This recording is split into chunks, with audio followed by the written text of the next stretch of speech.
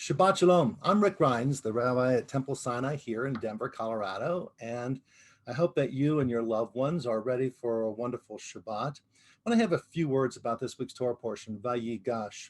I want to start with a French term, rapprochement.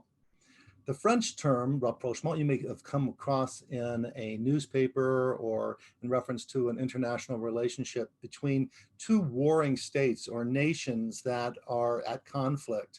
And rapprochement is when they decide to put aside their differences and to come together for some kind of agreement, a reconciliation.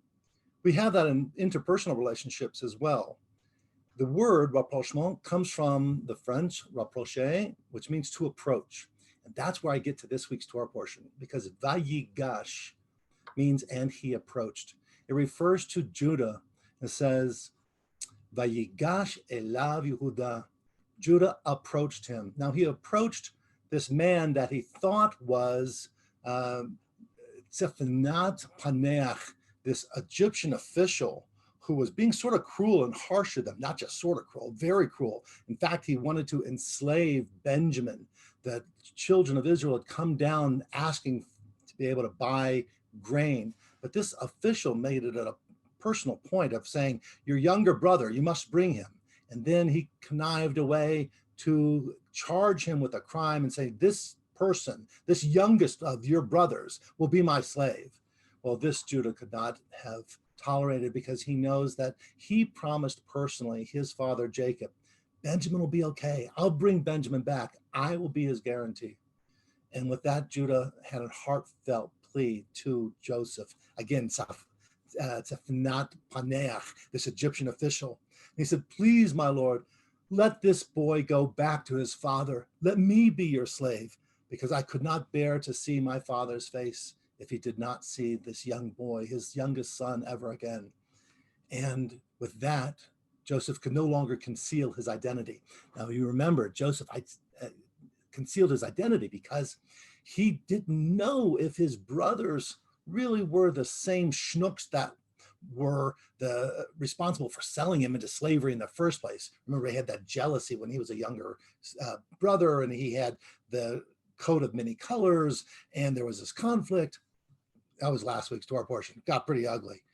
But now Joseph saw that his brother Judah, at least among all the brothers, did feel that sense of responsibility and guilt, and was willing to approach, rapprochement, Vayigash, and he came closer to say, take me, I will be responsible. And with that, Joseph's heart broke, his anger broke, his hurt broke. And from that broken anger came forth love and a response of forgiveness. And not just forgiveness, I think it's also a willingness to forget. Because if you could have someone's guilt, if someone hurt you, you can hold on to that anger. And it's like in reserve, and you can spring it on them whenever you want to say, you remember when you did this terrible thing to me? Well, the willingness to forget was the real gift that Joseph gave then to his brothers, saying, Ani Yosef, I'm Joseph, I'm your brother. Ha'od Avichai, is my father still living? But then he said to them in these words that shocked them, he said, it wasn't you who really sinned, because this was all God's plan. This was a way for God to allow us to survive this terrible famine. Well, with that, the brothers at least were given an out. They were given an excuse to say, well, maybe this was God's plan. Now, the theology's odd, and the text not necessarily avoids going into it, that God really wanted Joseph to be sold into slavery. But they made the best of their situation. He was willing to go there in order to have a reunion with his brothers, to have a rapprochement, to have a family again. As we enter this year, 2021, next Friday will be the beginning of the new year. It's a time for a reflection of our relationships. Those relationships have been quite strained, as we all know, because of the election, because of COVID, because of the economic hardship that we've all suffered. There are people who have been unfriended on Facebook and other social media. People have exchanged ugly words, hurtful words.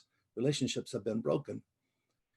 who's going to be the first one to approach? Who's going to be the one who will take that first step and say, I not only forgive, I'm willing to forget that whole ugly year. We're not going to sing Old Lang Syne in fondness for this 2020. We're going to say, no, we're forgetting all about it. Forgetting about the pain and the anger and the hurt, and to say, you know what, let's approach one another. Now, it's hard to say two will approach at the same time. It takes one courageous person. Judah was that courageous person. I hope you will be too. I hope I will be too, to approach those and say, let's make a better world, a more peaceful world. Let's forgive and forget. I want to take a real quick moment also to extend a word to our Christian friends and family and loved ones, and to say to them a Merry Christmas. Throughout our history together, Christians and Jews, there have been times of great enmity, and Jews have felt great oppression and great hurt. It's time now, as we enter a new year and all that we've experienced together, to say, let us approach one another and to say, we forgive, we'll go forward, we'll build a better world together. To all of them, we say Merry Christmas. To all of our Jewish friends, a Shabbat Shalom. May it be a time of peace in this new year, peace in this Shabbat. God bless.